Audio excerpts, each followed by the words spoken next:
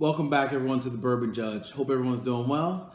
Today, we're going to go ahead and review Heaven Hill Bottled in Bond. So there's the front, there's the back. All right, so a couple of episodes ago, we reviewed McKenna, and Heaven Hill actually makes McKenna.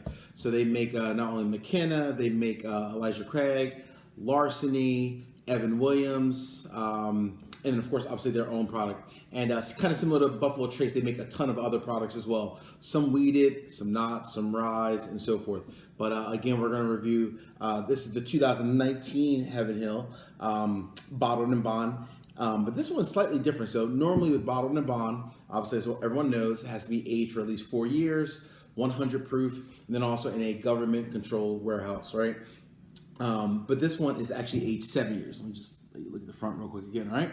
All right, so this one I was actually able to find while traveling. So I found this actually down in Atlanta.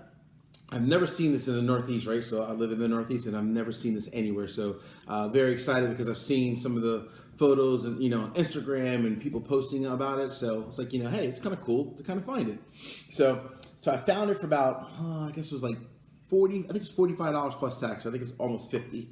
But either way, I thought it was, at least worth trying because obviously Heaven Hill has a great reputation from a bourbon standpoint. And being that I've never seen it in the Northeast, I was in Atlanta. Hey, you have to go ahead and find it, right? Beggars can't be choosers.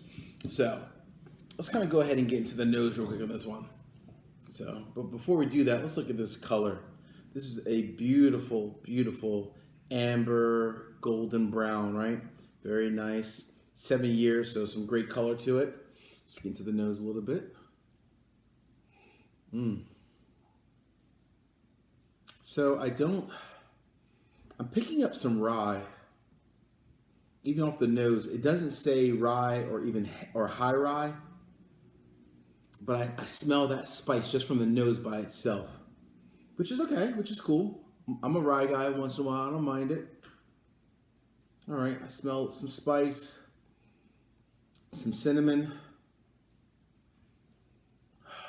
Hold on, let's see what else we have here. Not a ton of sweetness. I don't smell a ton of like the sweet normal caramel vanilla flavors. You don't smell that at all. All right, let's go ahead and get into the tasting a little bit, right? See what Heaven Hill's all about, right? Search for this. I actually found it. I bought it sight unseen. Was it worth it? Who knows? Let's try it out.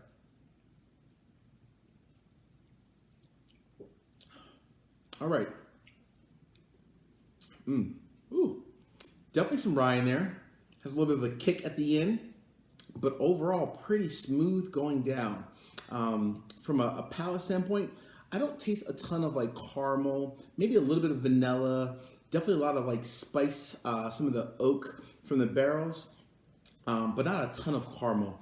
But you also do taste that rye as well. So that rye that I smelt, it does kind of come through. Let me get a little bit more.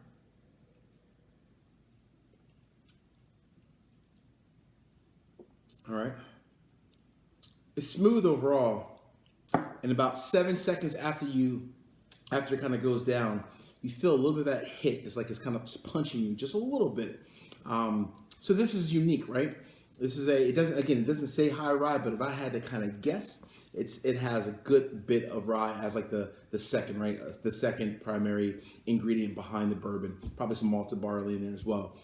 But again, it's very smooth, a little bit of a bite at the end, a little bit of kind of a kick to say, hey, I'm here, 100 proof. But overall, it goes down smooth as a whole. You definitely, again, you pick up some of the oak from the barrel, some of the vanilla, not a ton of caramel, not overly sweet. It's just nice and balanced as a whole. And there's a little bit left. I'm going to get a little bit more of this before we kind of end this review.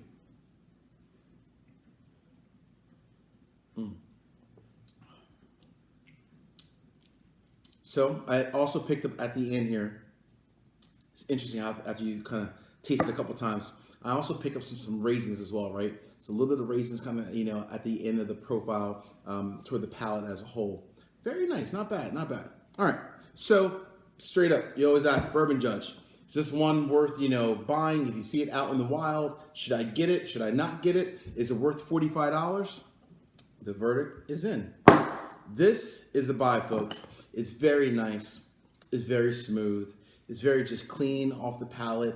It goes down smooth. It has a little bit of a bite at the end, but it's a bourbon. I think that it finishes well. It has an overall wonderful taste profile, and it's something that I absolutely love. And I'm glad I was able to add it to my collection. I've never had this one before in particular, so definitely happy to have it in my collection, and I think it's something that you would enjoy as well. Please make sure you subscribe to the channel. I also hope if you can leave some comments, let me know if there's any other bourbons out there that you want me to try in the next episode. Let me know, and I'll add it to the list. Until then, folks, enjoy, and we'll talk to you soon. See ya.